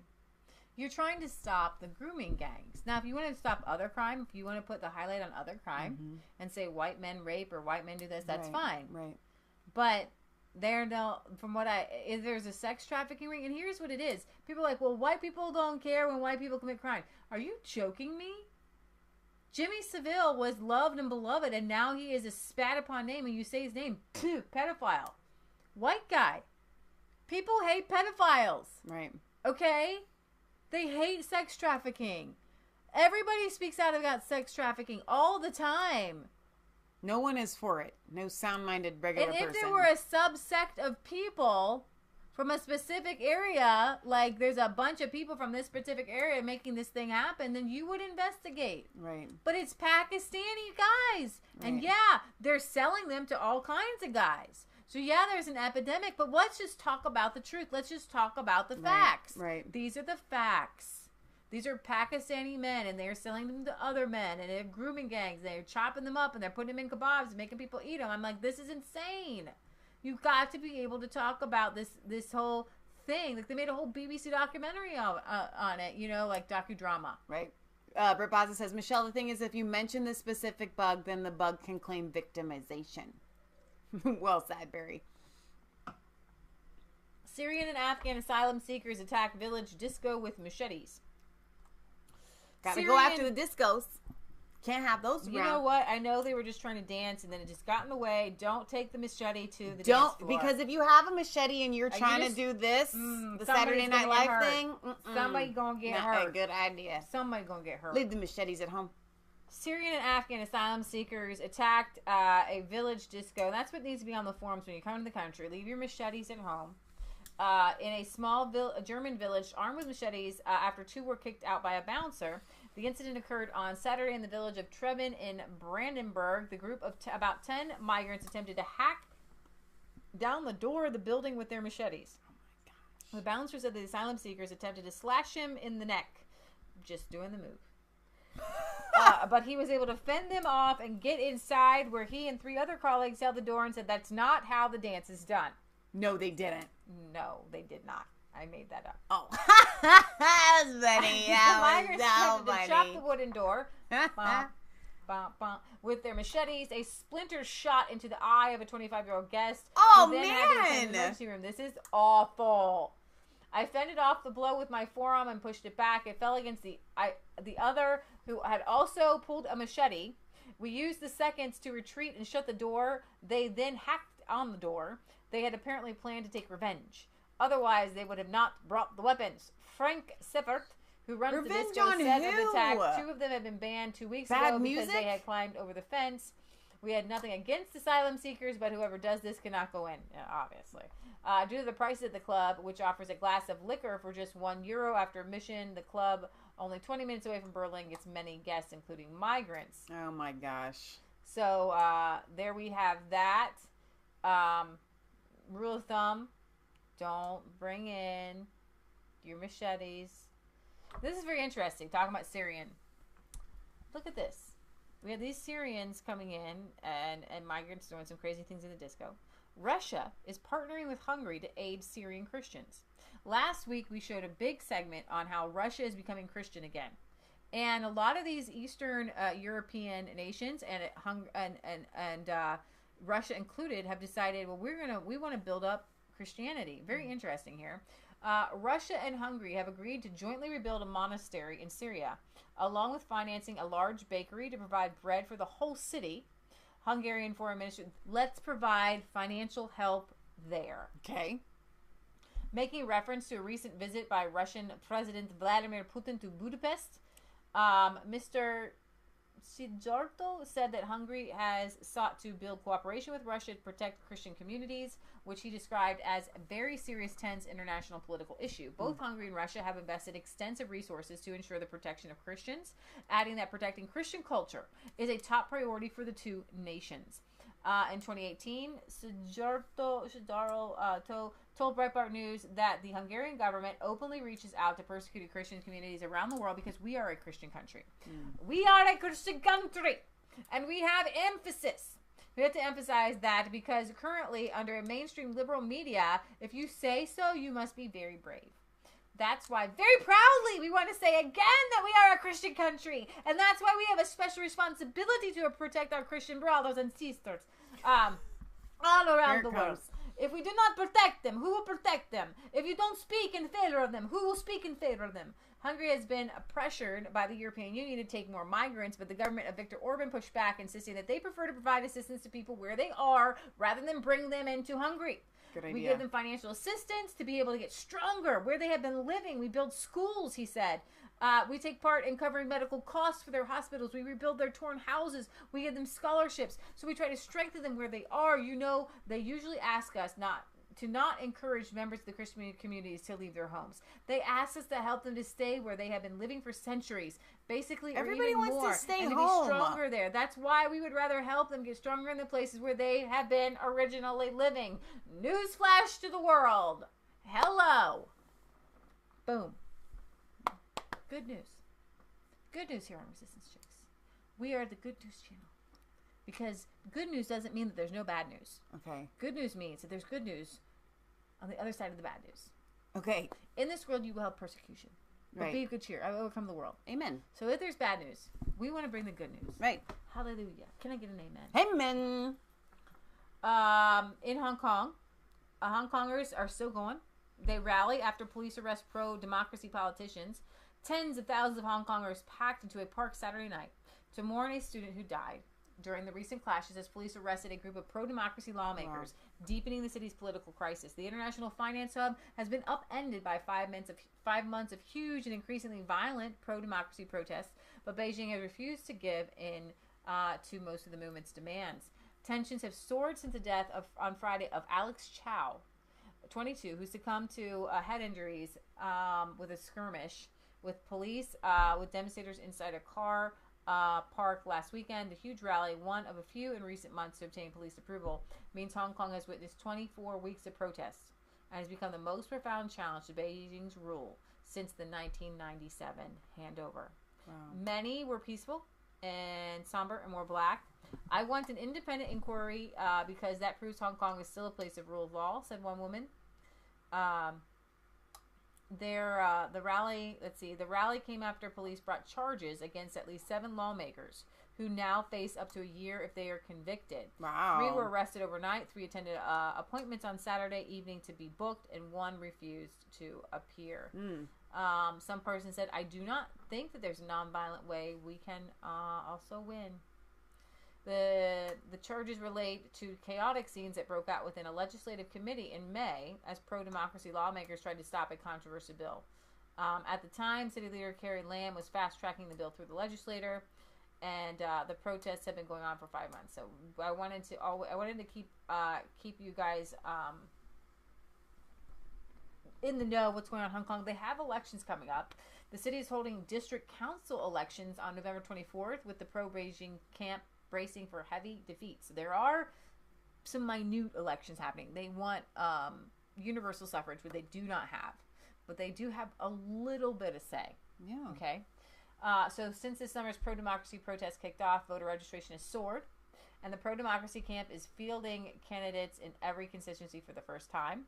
But there are concerns that the elections could be called off because of violence. On Wednesday, one of the city's most stridently pro-Beijing politicians was wounded in a knife attack by a man who pretended to be a supporter. So there's a lot of it's tense. It's tense.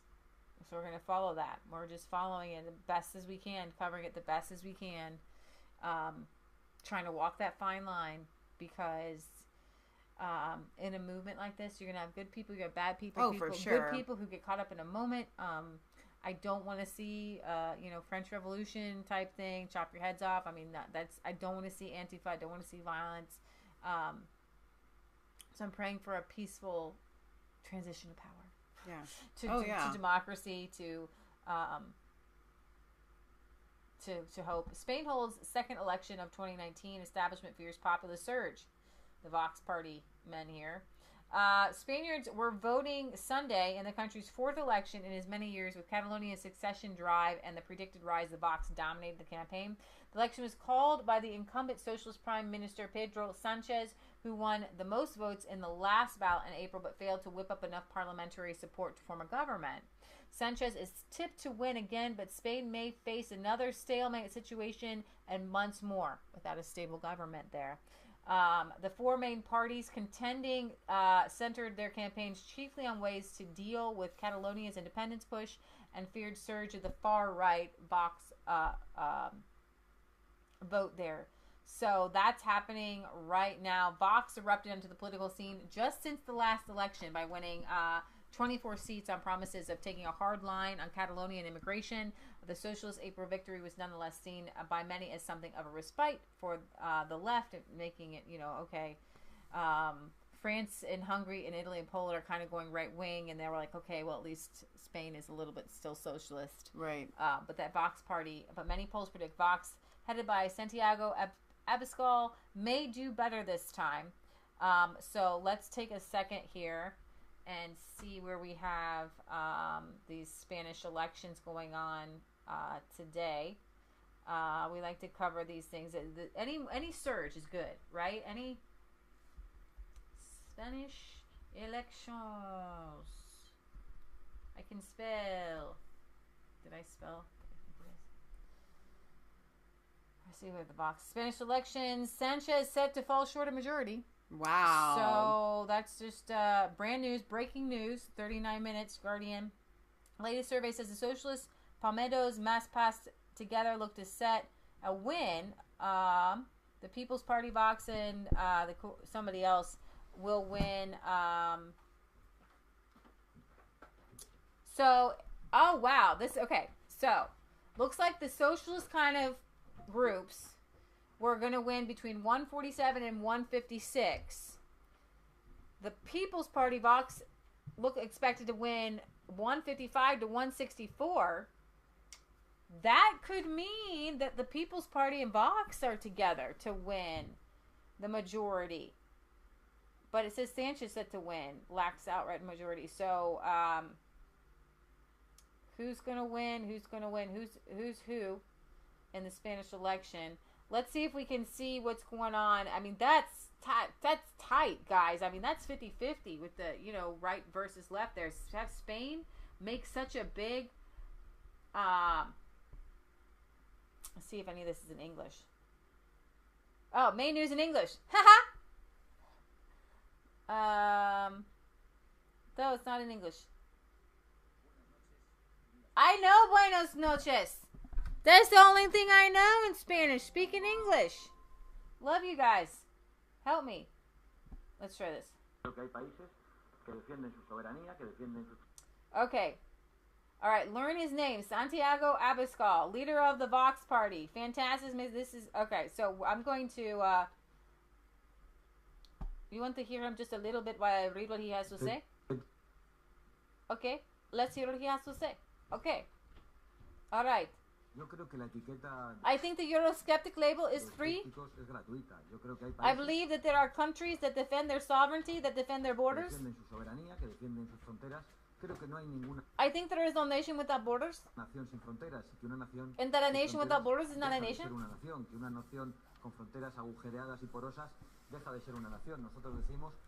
We say that whoever wants to enter into our house into Spain, this is the leader of the Vox Party. You can read it, but you got to read it with a Spanish accent. Spain has walls and doors to enter, just like the mansions of the liberals. And they have to ask the permission to enter. And if you enter illegally, you have to know that you will leave Spain. If he enters Spain illegally but commits serious crimes, he will be convicted, and we will reach agreements with third-party countries to fulfill the sentences in your home country. They speak so fast. They do speak really fast. But I think that talking about international politics is also talking about sovereignty. In this set, there are 5 political parties, but only 2 models to confront. On the one hand, there is the Vox model, which defends the identity and the sovereignty of the nations, and on the other hand, a model that defends the dissolution of the national entities in a multicultural project. It's kind of French a little bit. That has failed, and that is dictated from the officials of the International Liberals. No, that was totally French. Against globalism, we defend our economy. To our workers, to our products, and to our ability to decide. Because globalism responds to the interests of the supranational? What is that word? Now, supranational. Supranational. Now, Spain is near... Political elite. Spain is next to France. I believe it's next to France. And so there's going to be a little bit more of the French influence. Really French. No, Indian-Mexican. But you can't go Mexican. So Spanish is definitely a little bit more... Softer than... Do you want me to continue to that? Go ahead.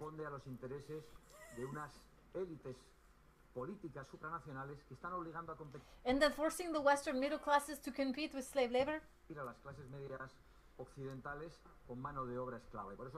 That is why we say that the country has to have secure borders. And legal, orderly, regulated, and immigration that assimilates. And the answer to the demographic crisis cannot come from the importation of millions of people from Africa. No puede venir por la importación de millones de personas procedentes de África que colocamos en Europa.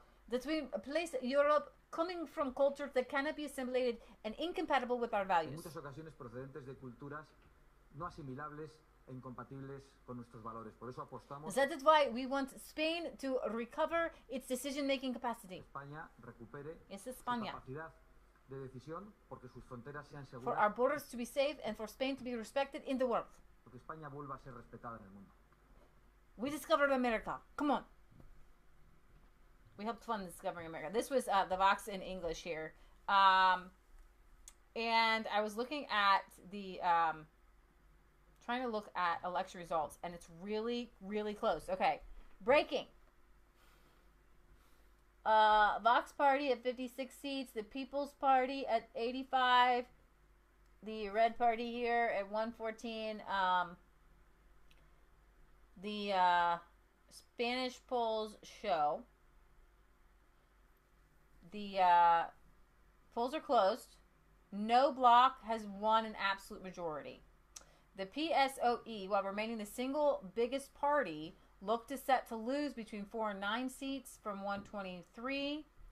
And while the People's Party would gain more than 20 seats from 66, center-right group, the Quadrizanos, could lose more than 40 seats. The big winners look to be the far-right party Vox, who look to see more than double the number of seats. This is a brand new party. They're doubling seats in an election. Wow, that's huge. But see, here's the thing: they keep calling these snap elections. No, I don't 4 elections understand in it. 4 years. Like, yeah. I'm But glad, they that, have we, to, I'm glad that because we you have can't to do get- snap elections. I gotta be honest. Even when it's against what that constant, it's just too much. Mm-hmm. It's nerve-wracking. It really is. You know, we have our every 2 and 4 year thing, and that's it. It's set in stone. It's not going to change. And then we have some local elections in between. But I mean, on the broad spectrum, like, it's not like that. So yeah, so we'll get more of an update later on. But that's actually kind of some good news happening. We talked about the rise of the Christian Party, the pro-borders party, the sane party. It's so fantastic. I mean, like, there's a surge happening. Sure. And this election here in Spain, Yeah. just today, is God proof of that. I mean, put that in the title. Spanish election. You know? That's not, for sure, they're probably going to have to go to another election. yeah, And then they can get more seats. either that or can't they form coalitions? That's just the thing. Nobody's going to get a coalition because it's so split. No coalition has got a majority. No coalition. The socialists So they barely have to hold on. But they have held on though. Barely, it looks like. Sanchez is set to win, but lacks an outright majority.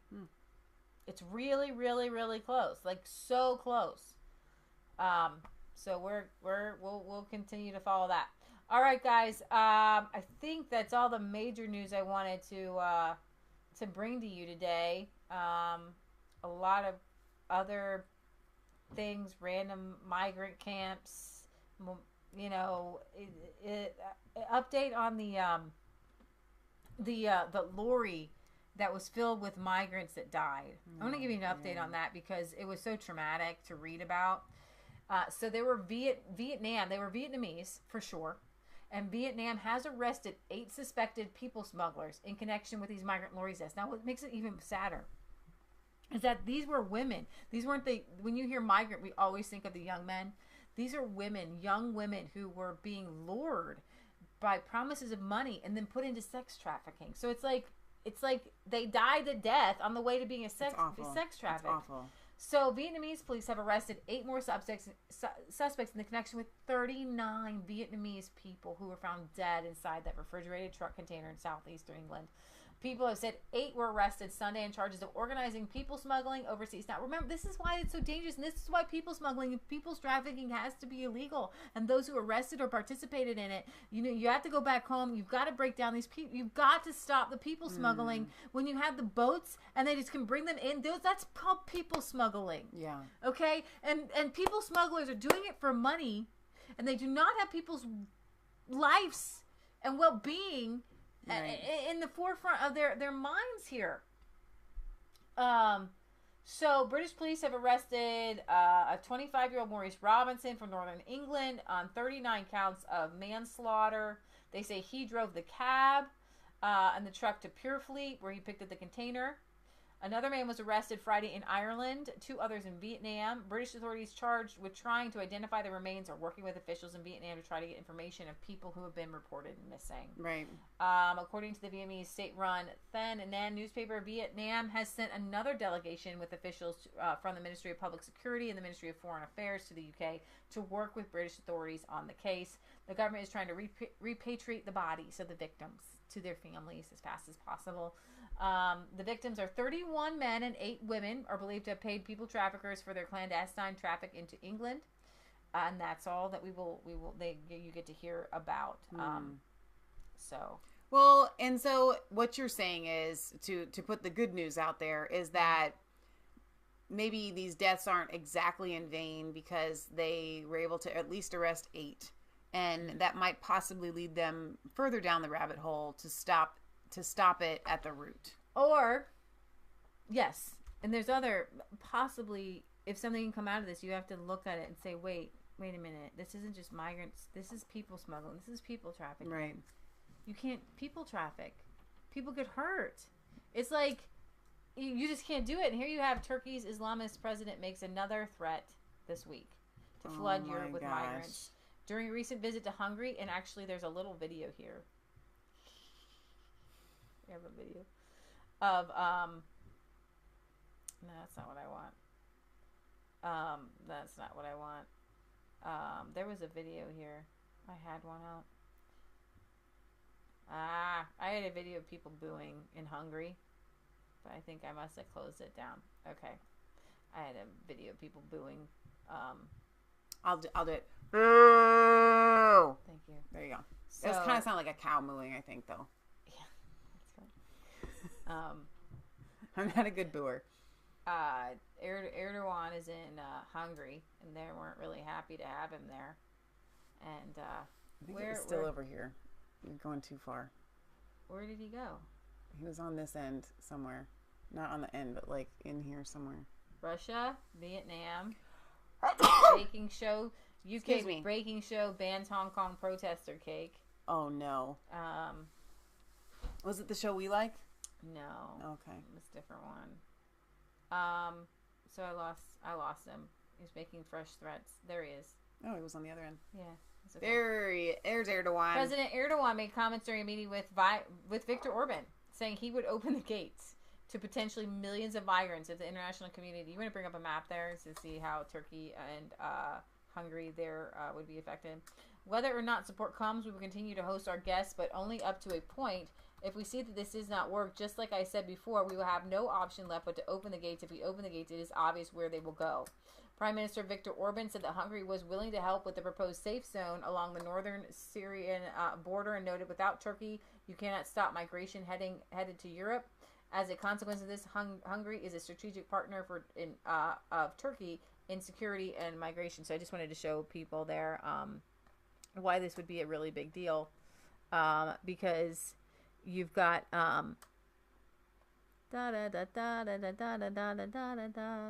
Turkey bringing people in here. Let me have them. Let me click on the mouse thing so they'll be able to see the mouse. Oh, well, you can just brush them. Show mouse cursor. Okay, so Turkey allowing people through their little.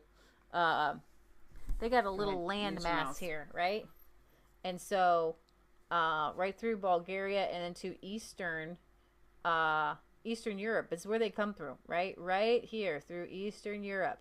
And so Viktor Orban knows that he is the guy to stop everything on the whole Eastern Europe. Okay, coming through Bulgaria, coming through here first. He's the guy, Budapest. Okay, to get to the rest of Europe over here. Hungary is the country that is holding the line. Okay. For France, for Germany, for Denmark, okay? And Poland. Yeah. So Hungary and Poland are holding the line there. We haven't heard much from Bulgaria. We do know that tons of migrants are coming through Albania, tons of migrants through Macedonia, tons of migrants through Greece. That seems to be the easier route to go. Mm-hmm. But Turkey is holding these migrants, and they want them to go through Eastern Europe, to the Eastern Europe route. There are different routes where the migrants come through. So last month, the anti-mass migration Hungarian leader said that Hungary could go as far as to use force if Turkey were to open the floodgates. So this is why they're talking, okay?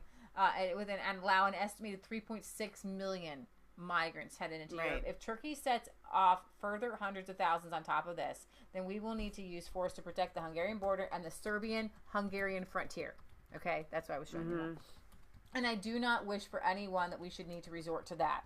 President Erdogan has repeatedly invoked the threat of opening the gates. I say it again, if you try to label this operation as an invasion to northern Syria, this is quid pro quo. Right. La la la. All right, guys, so we had an order of business, but I think we wanted to share Josh Rogers' gift, but I think that's kind of like a different show. I think this would be a really good time for an a cappella song. I thought you had a whole segment you were going to do on the... Well, it's 3 o'clock, and I feel like we can't really continue to keep going down this route. Okay. Not down this route, continue the show. Okay. I do have a little segment for you guys if you're interested. If you want to hang around for another show. Very interesting segment on a friend of ours sent us this book. The Medjur, how did we decide to say that? Medjorgery. And in our European segment here, supposedly the Virgin Mary in 1981 visited 6 farming children. 1981?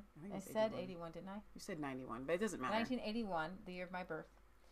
1981, showed up to 6 farming children in the former Yugoslavia, which would be European. So this would be part of our European segment. And in talking about former communist areas, and talking about freedom, and talking about religion, and talking about Jesus, it's very interesting that this should be brought up, because I think that one of the things that sets us apart, and I hope it does, from other channels, is we try not to... The Bible says that Jesus, a smoking reed he will not quench, and he won't... What was that? What's that scripture? What's the scripture? Scripture. I think it like a flax. The reed. It's not the reed. The reed will not break. It's like a smoking flax. He will not quench. Something reed. He will not break. I'm gonna read that to you real quick, because Matthew. It's a verse in Isaiah that Jesus quotes. A bruised reed he will not break, and a smoldering wick he will not snuff out. In faithfulness he will bring forth justice, and it is Jesus. It's Isaiah 42 and Matthew 14 there. And so our channel, I hope it's set apart, because we have Catholic people in our families. We have our beliefs. But I know that the Catholicism in Italy, and the Catholicism in Poland, and the Catholicism in Hungary, and the Catholicism in France, right, are holding back a Muslim agenda. And holding back a globalist agenda. Right. And when you really embrace Christianity, you are anti-communist. And this is how, in embracing the Russian Orthodox Church as well, which has a lot of iconography, imagery, saints, things like that. We appreciate what's going on in Russia. Now, Russia got rid of bishops and priests as well to take over with communism. If you want to defeat communism, if you want to defeat socialism, you need Christianity. And some people are attracted to Catholicism. And so I hope that on our channel, especially with our Polish viewers, that if you are Catholic, that you feel welcome here. That we don't bang, bang, bang the drums anti-Catholicism, but what we do bang against is anti-corruption. Yeah. And so if we see corruption in a mega Protestant church, if we see corruption in the Catholic Church, it's not the church, it's Satan in the church. And a mighty fortress is our God, crowned him with many Stop it. This is crowns. not... Would you finish your sentence? I'm doing this without you. Stop looking. I'm trying to find a good hymn and every I'm scrolling through a list, and she's literally just giving you the variety show with Leah. That's good. Look cool in his wonderful face. No, it's just you two. And the things of earth will grow strangely dim. Were you done with your sentence? No, or were you done. She does this. I just told her the other day. I said, Leah, I'm not really sure if you realize this. She breaks But out you were into going song while people are talking, actually. And she expects them to keep talking because she's background music. I can be the background. Wait, I'm just not even typing right. Turn your eyes upon music. Jesus. And I have pictures and stuff. up online. So if you guys want to stay, we can talk about it. We can talk about Protestant versus Catholicism and the mega movement and how we need to come together. So that's just the chorus. We need to learn this. We can't sing that song because we don't know the verses. Oh, no, I don't know the verses. That's what I got. I wanted to sing it as well with my soul, but I don't think we've practiced the verses enough to be able to sing them together. I think independently we could probably put it to make it sound sort of normal, but so now I just closed out my list because that's the song you wanted to sing. I'm going to talk to you guys for a second, and we're going to stop here. It's just going to be a short segment. Okay. And we'll just like and comment. Okay, so you're not going to sing a song? No, we'll do you it just on the next said, segment. okay, we're going to do it on the next segment. Yes, all right. That sounds like a plan. We love you guys. Thank you for all of the gifts. If you guys didn't get a chance to watch my birthday episode from Friday, that was really, really fun. You guys have blessed me abundantly. We didn't read any comments towards the end there. Dale, I wore your jacket last night out to dinner.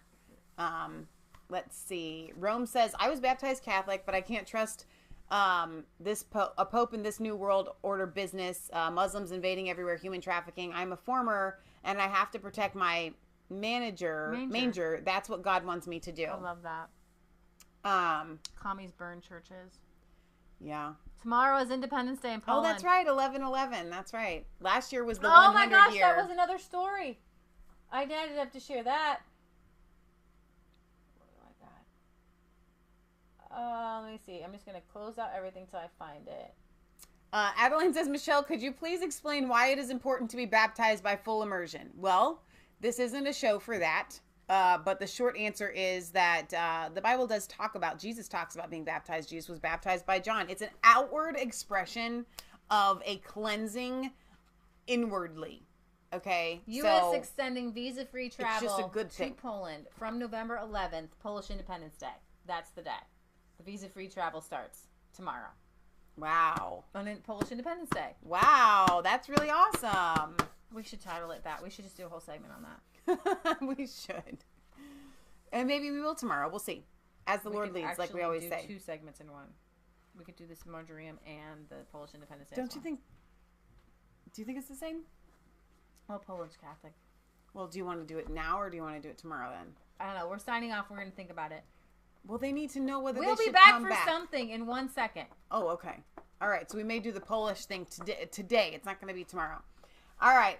We have a P.O. Box 107, Milford, Ohio 45150. If you send us your letters, we will read them on air unless otherwise noted. And a special thanks to all of you guys who were here today in the chat. You're awesome. Please leave your comments after the video processes. Mass Faith 3 page is not getting any comments. If I want to get comments, I go to Resistance Chicks page because it's like they leave the comments after the video's been put up, but you guys leave them all here in the chat, and then I go to look at a video and there's like 2 comments and you left like 800 here because you're not going back, and I would appreciate it if you could take the time. It would mean a lot to us for you to leave your amazing words of wisdom for everybody else to read. So we love you. God loves you. God bless. Remember, it's not just a conspiracy theory if it's actually the truth. Yeah.